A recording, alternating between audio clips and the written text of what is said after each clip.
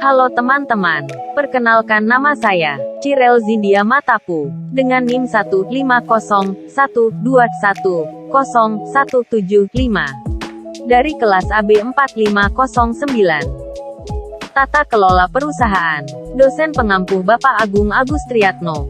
Penjelasan week 5, Good Corporate Governance.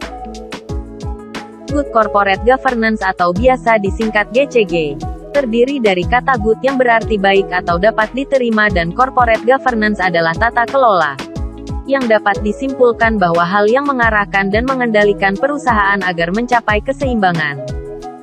Istilah GCG pertama kali diperkenalkan oleh Cadbury Committee di Inggris pada tahun 1922. Menurut Cadbury, GCG berfungsi sebagai seperangkat peraturan yang mengatur hubungan antara pemegang saham, pengurus perusahaan, pihak kreditur, pemerintah, karyawan, serta para pemegang kepentingan internal dan eksternal lainnya yang berkaitan dengan hak-hak dan kewajiban mereka. Menurut Bank Dunia, GCG merupakan sebuah aturan, standar dan organisasi di bidang ekonomi yang mengatur perilaku pemilik perusahaan, direktur dan manajer, serta perincian dan penjabaran tugas dan wewenang serta pertanggungjawaban kepada investor, pemegang saham dan kreditur.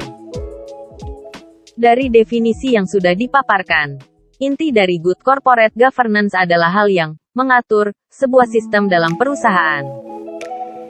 Prinsip-prinsip GCG.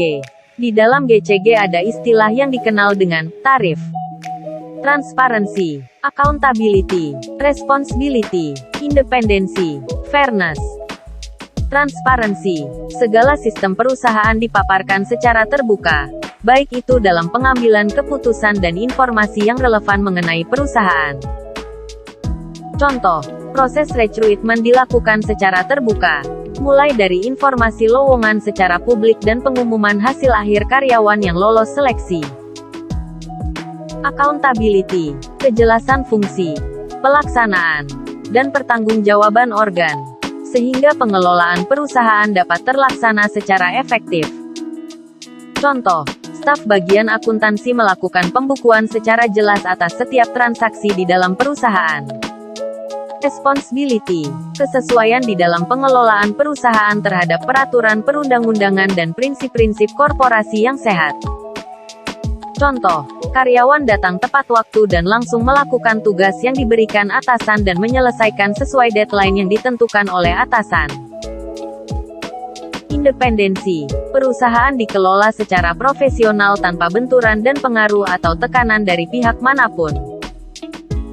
Contoh, karyawan yang memiliki usaha di luar perusahaan dengan jenis yang berbeda, tidak boleh ikut terlibat dalam proses pengadaan barang atau jasa yang mengikut-sertakan usaha pribadinya sebagai calon pemasok. Fairness. Keadilan dan kesetaraan di dalam memenuhi hak-hak stakeholders. Contoh, perusahaan memberikan kesempatan yang sama kepada karyawan dalam mengikuti seleksi naik jabatan. Tujuan GCG. Tujuan dari GCG adalah untuk mencapai nilai dan target kinerja yang diinginkan dan juga untuk mencegah terjadinya ketidakbenaran dalam perusahaan. Persekongkolan yang negatif. Agar tujuan GCG dapat tercapai dan terlaksana, maka dibutuhkan komitmen yang besar dari pihak Dewan Komisaris, direksi, dan karyawan untuk selaras dengan visi, misi, etika, dan regulasi yang ditetapkan dalam perusahaan tersebut. Organ korporasi. RUPS. RUPS adalah organ korporasi yang memiliki wewenang yang tidak diserahkan kepada direksi dan dekom. Peran RUPS di sini sebagai wadah para pemegang saham untuk pengambilan keputusan. Direksi. Tugas direksi adalah menjalankan visi dan misi perusahaan. Dewan Komisaris. Dewan Komisaris memiliki tugas untuk mengawasi direksi agar tidak terjadi persekongkolan negatif di dalam perusahaan. Selain itu, dekom juga memberi nasihat kepada direksi. Namun nasihat di sini tidak bersifat terikat. Pihak direksi bisa saja menjalankan atau tidak nasihat yang diberikan oleh dekom. Tatan. Tujuan RUPS membentuk direksi dan dekom supaya uang yang dikelola bisa terpakai sesuai fungsinya dan dikelola oleh orang-orang yang memang ahli di bidangnya. Juga RUPS, direksi, dan dekom memiliki tujuan yang sama untuk mengatur tata kelola perusahaan agar mencapai target kinerja yang diinginkan sebuah perusahaan. Demikian penjelasan Week 5 tentang Corporate Governance. Terima kasih sudah menonton video ini.